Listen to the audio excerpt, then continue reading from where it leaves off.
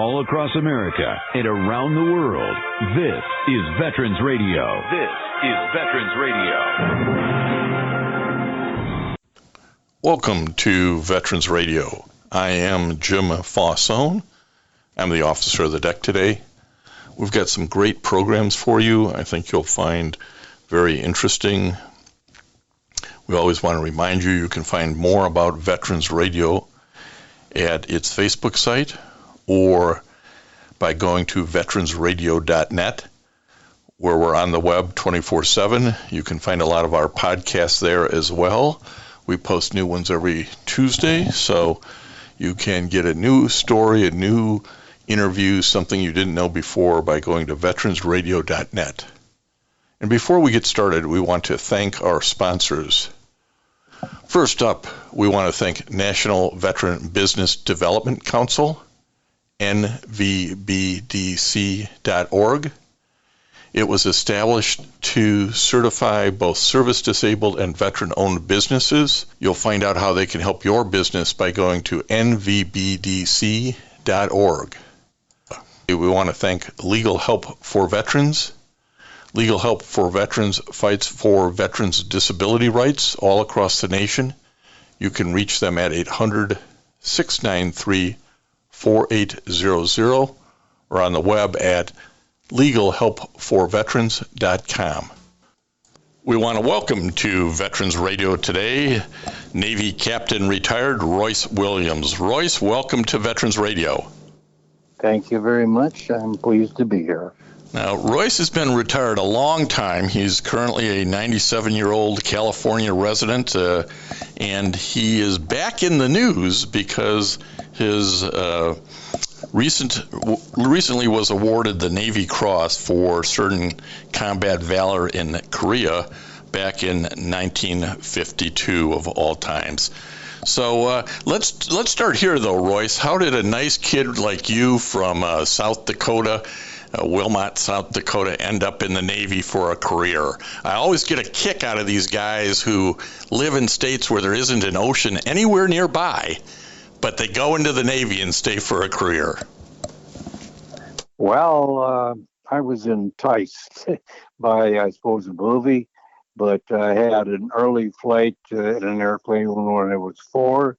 I had a relative flying out of Fargo, North Dakota for the Weather Service, who did amazing things with open cockpit biplanes back in that day, going to extreme altitudes for the equipment he had, 32,000 feet or such. And without communication and instrumentation, sometimes be above the clouds and you would have to search for blue sky somewhere to get back down, often leaving him in Canada. But my brother and I both started early on thinking about what next, some years hence, and carrier aviation was a large part of the goal.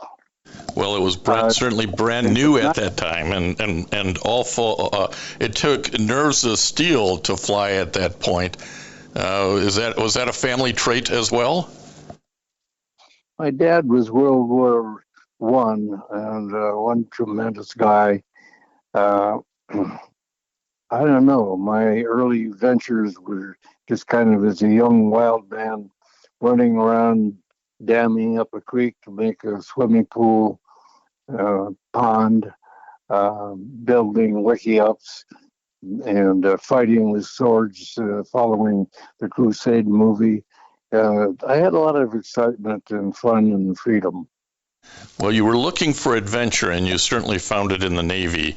As I said, he's a retired captain, so he retired out from that and did 70 missions in Korea and 110 missions in Vietnam. So plenty of miles and hours logged there, Captain Royce Williams. I don't know if that adds up properly. I think my total combat missions were 227. Okay, great. That's even better to get the record correct. So Let's talk about the dogfight in Korea that kind of brought this back into attention after it was kept confidential for so many years. Tell us about this dogfight in North Korea with what I think was 7 Soviet fighters, and you shot down 4 of them ultimately.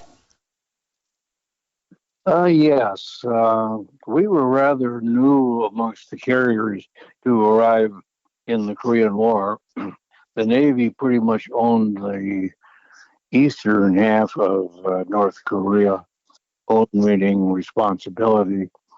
And it extended, of course, all the way to the Yalu River, which was the border between China and Korea, North Korea, and also a portion of it, Soviet Union and North Korea. And some of the juicier targets were a little bit out of our range and deserved to be hit to carry out our responsibility. So Admiral Jocko Clark, who was on the Missouri, designed a mission we were on. And so the morning of the 2nd of November 1952, we arrived up off Chongjin, a major city in North Korea, about 100 miles south of Vladivostok. And so being at that location permitted us to hit targets otherwise left pretty much alone. And I was on the first mission of the day in good weather and conducted strike against manufacturing and warehousing in the Hworyong city, located pretty much right on the Yalu River across from the Soviet Union, followed by strikes from 2 other carriers. I was in an air wing on the Oriskany, but we also had 2 other carriers, plus maybe 20 some escort ships, including the Missouri, a battleship. And I'll cover it later. We had a cruiser, the Helena, that had an experimental, well, at least its first mission for the NSA, a team of experts in radar and communications with Russian-speaking personnel. But this strike, not only me, but for all 3 carriers, was pretty disturbing to the Soviet Union. We were close by bombing targets, and they got rattled and launched a lot of airplanes and a lot of chatter of the communications going on. So I arrived back from that attack and was notified to get a quick lunch and come back because I was going on the next combat air patrol. Now you're a 27-year-old pilot at that point, right? Yes. I mean, this is flying into that space is was relatively new. And talk to people about the jet that you were flying, which today most folks wouldn't even know the name of. Well, I was flying the latest in carrier of jet aviation for the Navy carriers. It was an F-9F-5 Panther, and it had capability of carrying external weaponry, bombs and rockets, etc. But it had internal guns of 420 millimeters in the nose of the airplane. And as such, we could seek a variety of targets. And though We had an air-to-air capability. Our assignment was primarily air-to-ground of trucks and trains and um, any type of logistic problem, bridges and train tracks, and also close air support for our troops on the ground.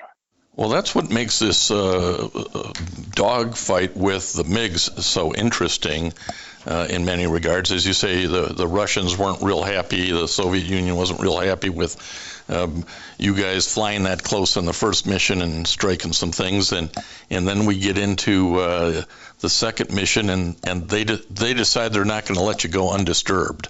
Tell us about that. You're correct. We were not at war with the Soviet Union. We did not expect any threat to come out of this strike against North Korea. But on the other side of the river, people were making up their minds to evidently not let the United States get away with this. So I didn't expect any type of actual engagement on my combat air patrol mission. We were launched, and by this time, bad weather had moved in, and we were facing a blizzard, and the ship was bouncing around quite a bit in low ceiling of clouds. And we launched and rendezvoused under 400 feet, and then we're climbing through the clouds with our direction and altitude control by our Combat Information Center aboard the Oriskany.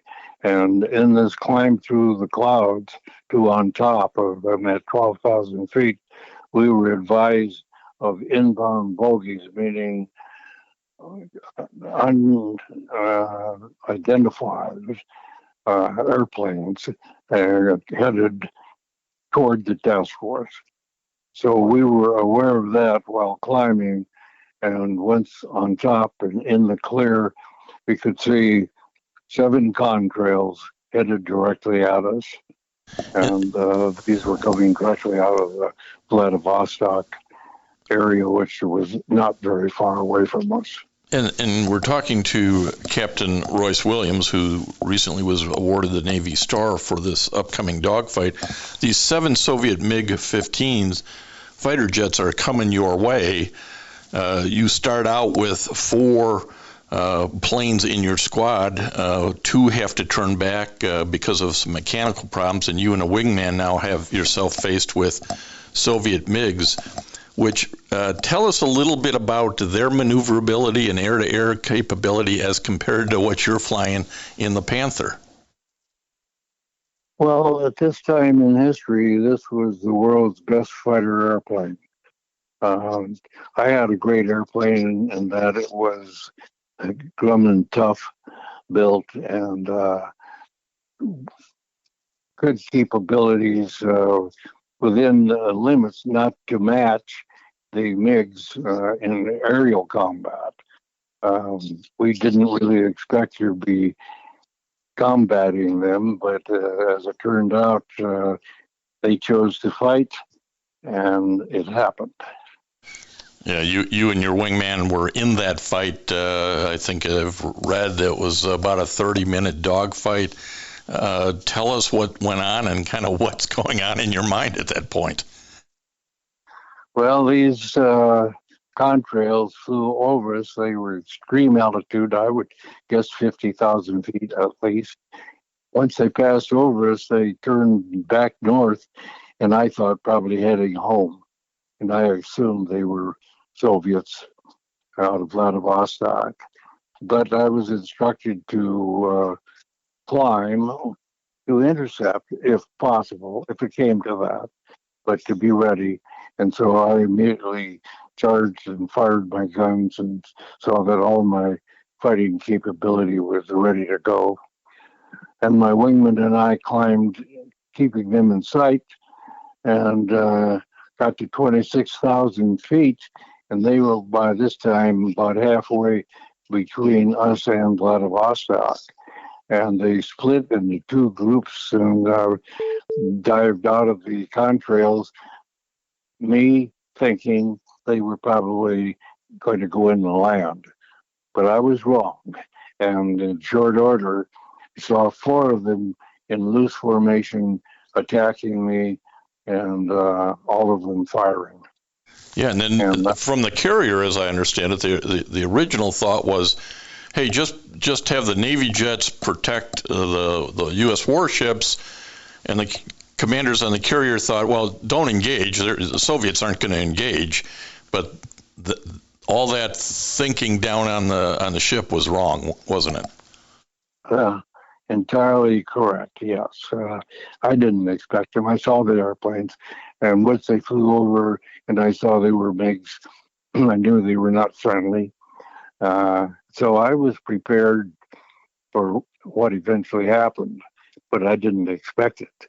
But when they came in and shooting, I knew I should not run away, and I maneuvered rather hard and ended up right on in firing range on the tail of the number 4 airplane in that group of 4.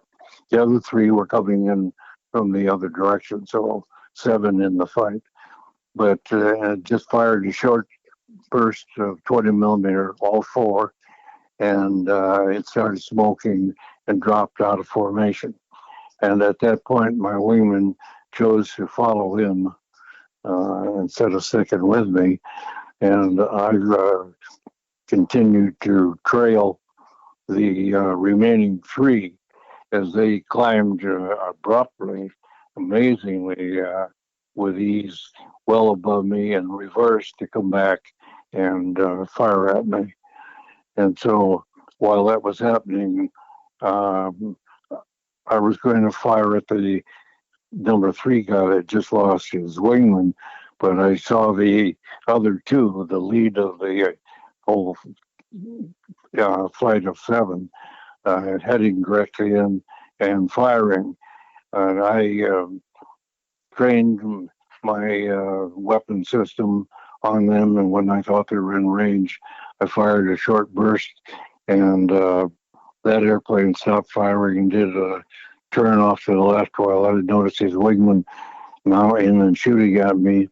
And I now trained my guns on him, and a short burst. He quit firing and didn't maneuver and slid right underneath me, indicating to me that he was probably dead. As you reflect back on this, Captain Williams, how much of this do you attribute to training, good luck, good equipment, or the grace of God? Well, I'll put the influence of God number 1. I was trained for this sort of thing, in that we were going to war, and our mission was primarily the support of our troops on the ground. We did very little in the way of training for air-to-air combat, but I had always had an interest in this, and on my own with my wingman did do some practice. As this event unfolded, Royce, over the 30 minutes or so, I believe I've read you used up all the ammunition you had. That's right. And so this ended at the right time, because you were getting out of ammunition, but this also was you took on a lot of shots. Your plane had something like 263 holes on it when it finally got back to the ship. Does that sound about right? Oh, yes. My plane captain went out with a grease pencil and circled each one and counted them, and that 263 is the number he reported. I mean, the captain here used all 760 rounds of his 20 millimeter cannon shells on his airframe, and again, with the grace of God and training and good equipment, came out on the positive side of that. Well, but it wasn't over yet. You had to get back to the carrier. That was a little harrying as well, it sounds like. I realized that this fight took 35 minutes. A usual air-to-air flight is seconds or maybe a few minutes at most, and never one airplane against being so outnumbered. So this was a different type thing. I was there for a long time, and I fired only when I had gun solution in range, so I wasn't wasting anything. And I ran out of ammunition when I had an airplane smoking and it was descending, not maneuvering, and I think it eventually is the plane that the pilot ejected from, and I'm sure was not recovered in time to save his life. One of the interesting things, before I get about the confidentiality of this dogfight, go back and tell us about trying to get this back on the carrier because of fuel and holes in it and decreasing weather conditions. Tell us about that, because quite frankly, I can't imagine landing on a carrier. Well, the MiG that hit me with a 37 millimeter, it exploded in the accessory section of the engine and destroyed the hydraulics, put the airplane pretty much out of rig, severed the cables to the rudder. So I was left primarily with an elevator, which gives you the capability of going up and down. It's very limited as far as turn. The guy that did that after I was hit, I happened to be pointed in the direction of the task force, and the clouds that were delivered the blizzard. This fight took place in clear air, but I headed for that, and the guy settled right behind me at perfect range to shoot me out of the sky, and I jammed the stick using my available elevators, which did work, and I would zoom up and then down, doing it as drastically as I could, which caused the guy to put a bunch of bullets over me, then under me, and then over me, and I just kept dodging and got lucky, and I give credit to God on high. I reached the clouds, and they were very dense. I got in there, and we lost sight of each other. And my attention now came to think about how I'm going to get back aboard a carrier. And that wasn't easily done in this situations. Both it took your skill, but the captain's skill on the carrier as well to get you kind of lined up, because you didn't have all the normal controls you would have had for an aircraft carrier landing. Oh, exactly right.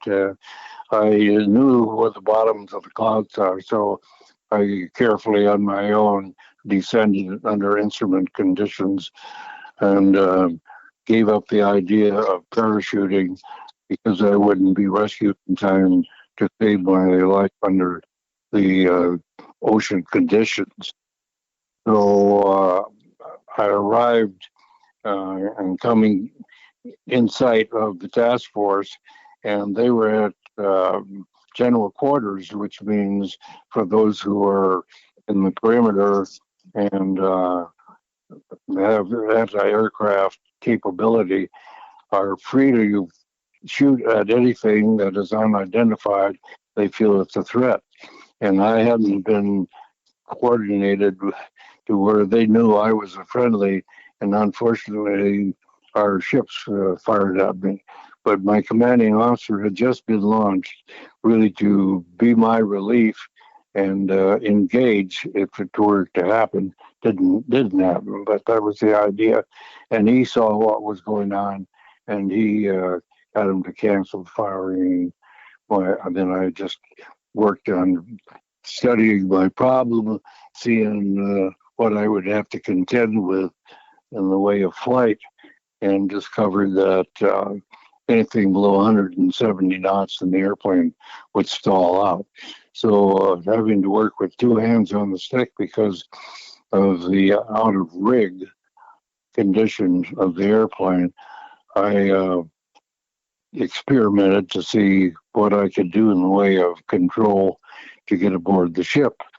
So I kept my speed up, and when the aircraft carrier was ready to receive me, which meant that they'd had a lot of airplanes in the area where I'm going to land, but they were there preparing to launch another flight against Orion. So they had to clear all those out of the way because this was a straight deck, not an angle deck as we have the carriers today.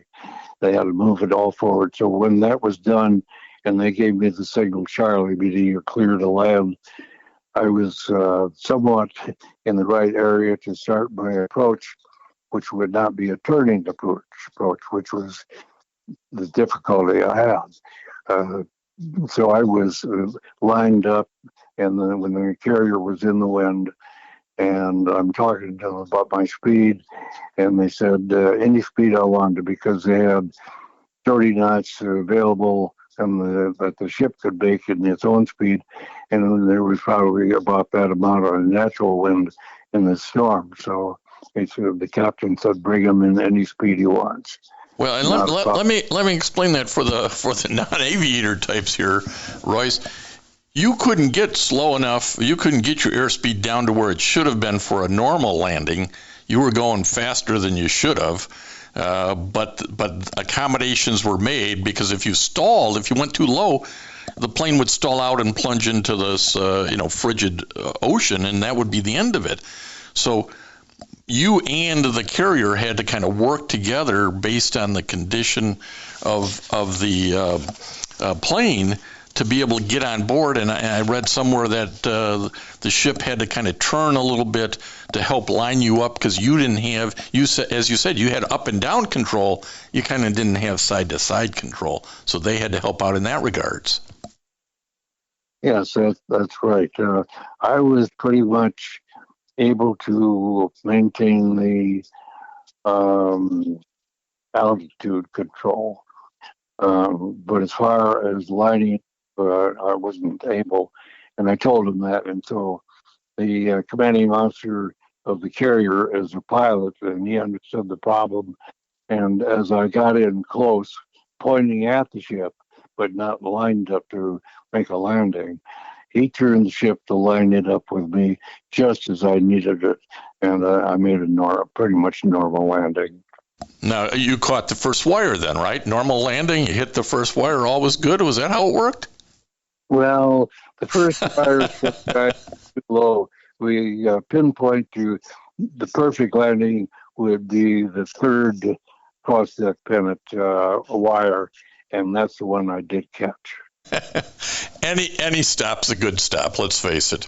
You got it. Now, again, there was no expectation that the Navy would have to take on these Russian MiGs, and so this became kind of almost a I'll call it publicity, but that's probably not the right word, problem with, geez, we don't want to drag the Soviet Union into the Korean War.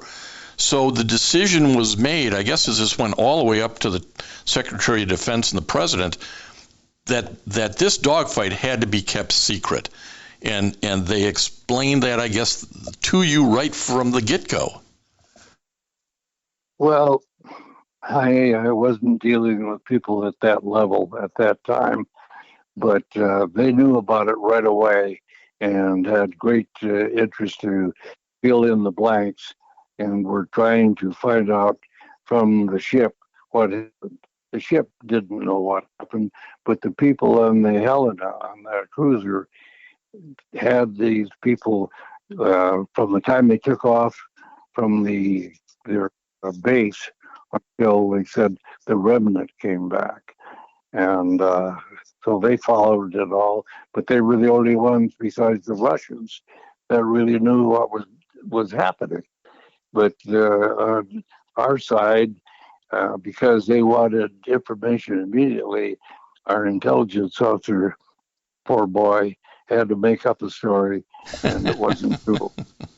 But I was told that our report to Admiral Briscoe, the ship, this was our last online combat for that period. We were about to go into base at Yokosuka, Japan, and rearm, get the supplies, and for some of us to on our opportunity. Well, I was told to on getting there as soon as possible, report to Admiral Briscoe, who was the senior naval officer of the Western Pacific. I did, and on arrival, I was guided to his office, and the door closed behind me, and greeted. And then he said, "Where did the Oriskany, my carrier, get that information?" Which was made public, which was not true, which the intelligence officer, under great pressure, made up. He knew a little bit about it. They were in our ready room, which has a screen, and the information passed from our Combat Information Center, but they had very little to report, and so he knew a fight was engaged, and he eventually gave in to pressure and went to the center on the carrier where the communications was set up with Washington, and made that false report. Well, ultimately, you got debriefed, and as I say, it all the way up. I understand you had got to get meetings with or interviewed by, however you want to put it, not only a bunch of the admirals, but the Secretary of Defense and also the President Eisenhower. All along the way, they're saying, "Hey, we don't want to pull the Soviets into this. Keep this classified," and it was classified for some. Geez, what are we at now? Almost 70 years or something. And in 1953, a year later, you received the Silver Star for this engagement. Although it only mentions 3 kills, the fourth wasn't known until Russian records were released in the 1990s, apparently. But how does a young hotshot pilot who's going to have a long career in the Navy and reach the ranks of captain, how do you keep this secret? Well, I was told, and I obeyed, and it was a bit of a problem because I knew what was being said about the whole thing was not true. And of course, it would have an influence on my career if they knew the facts and it became well known, whereas it was more or less a brief moment in time, not true, and more or less forgotten. Well, and you kept this secret not only professionally but personally. I understand only after it was declassified and after some efforts to increase the recognition from a Silver Star to maybe as high as a Medal of Honor, but ultimately settling on the Navy Cross. Did you get an opportunity to tell this whole story to your family, including your wife? 'Tis true. 'Tis true. Did they believe it, or did they say, "Oh, Granddad, oh, Dad, we know you're just telling another fib"? No, I just told my wife, and she was more or less shocked, and her comment was, "Oh, Royce." That did it. Well, it's probably better she didn't know and worry all those years about the next mission, because you flew a lot of missions after that as well. Yes. You spent a long career in the Navy and serving the country, and obviously now you've had a long time to be in retirement and enjoy that. What did you learn from that experience of testing yourself in North Korea that maybe you'd pass on to other people as a little pearl of wisdom? Well, I probably learned what I would have had it not happened, maybe sharpened the learning experience. Um, I was a professional and dedicated, and whatever the mission, I think I always tried to do my best. We still had a lot of war ahead of us, and it was different, but in support of the troops and all, it was important.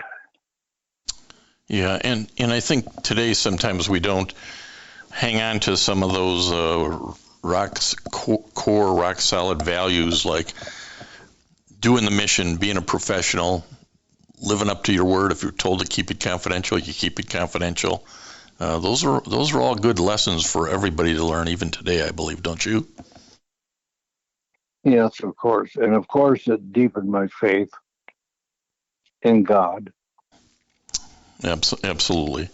I do want to ask, after all these years, and I know there was some effort to get it upgraded to the Medal of Honor, and just this year in 2023 here, you've received the Navy Cross.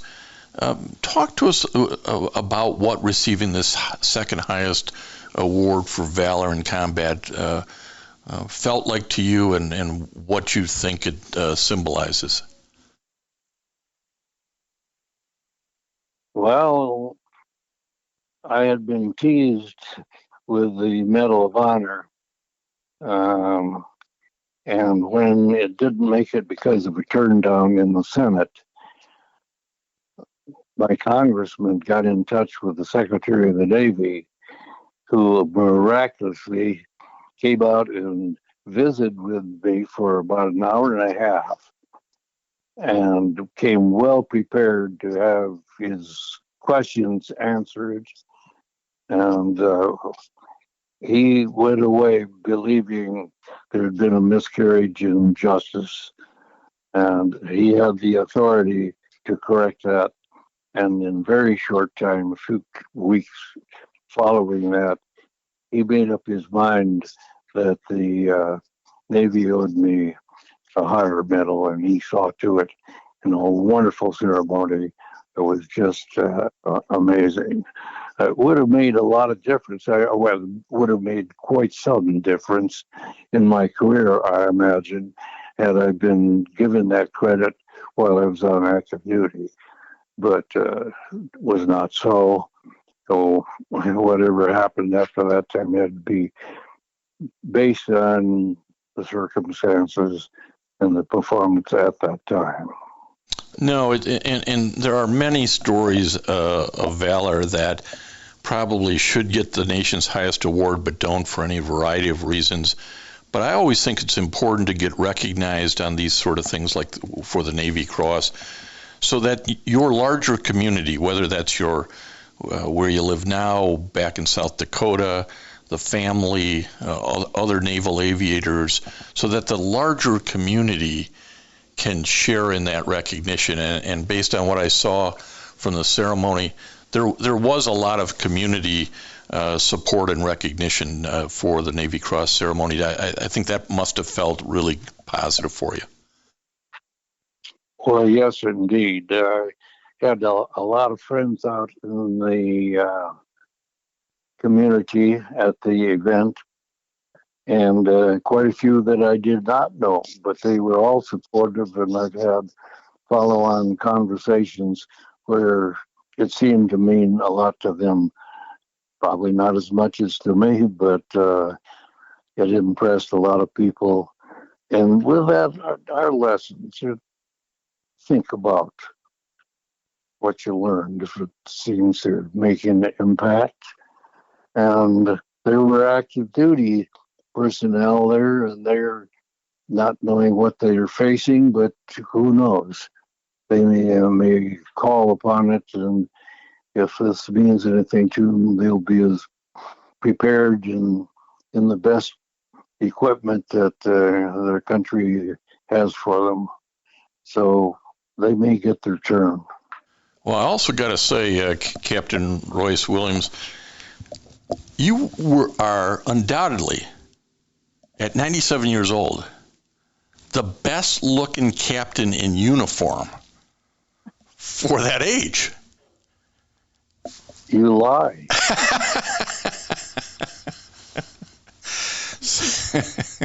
So I'm sure it was fun to be with all those folks who are actually looking up to you. They're not your peers. They're all younger. They're all from a different era, but looking at you going, man, there's a man's man. There's an aviator's aviator. And again, well deserved. The story was untold for over 50 years. So we're glad, Captain Royce Williams, that you got a chance to receive the Navy Cross and tell a little bit of this story to our listeners here on Veterans Radio. Well, I'm pleased to do so. And I want to thank everybody for listening to Veterans Radio today. I am Jim Fausone. It's been a pleasure to be your host. I'm a veterans disability lawyer at Legal Help for Veterans, and you can reach us at 800-693-4800 or legalhelpforveterans.com on the web. You can follow Veterans Radio on Facebook and listen to its podcasts and internet radio shows by going to veteransradio.net. And until next time, you are dismissed. If you have a VA claim denied by the Board of Veterans' Appeals, contact Legal Help for Veterans at 1-800-693-4800.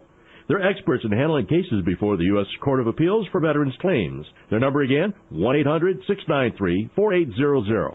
We again want to thank our national sponsors, the National Veterans Business Development Council, nvbdc.org, VA Ann Arbor Health Care System, the Vietnam Veterans of America Charles S. Kettles Chapter, Ann Arbor, Michigan, VFW Graf O'Hara Post 423 in Ann Arbor, and the American Legion Press Corn Post 46, also in Ann Arbor. We appreciate all your support. You can go to veteransradio.net, click on the sponsor level, and continue to support keeping Veterans Radio on the air. And until next time, you are dismissed. With Lucky Land Slots, you can get lucky just about anywhere. Dearly beloved, we are gathered here today to... Has anyone seen the bride and groom? Sorry, we're here. We were getting lucky in the limo and we lost track of time. No, Lucky Land Casino, with cash prizes that add up quicker than a guest registry. In that case, I pronounce you lucky. Play for free at LuckyLandSlots.com. Daily bonuses are waiting. No purchase necessary. Void where prohibited by law. 18+. Terms and conditions apply. See website for details.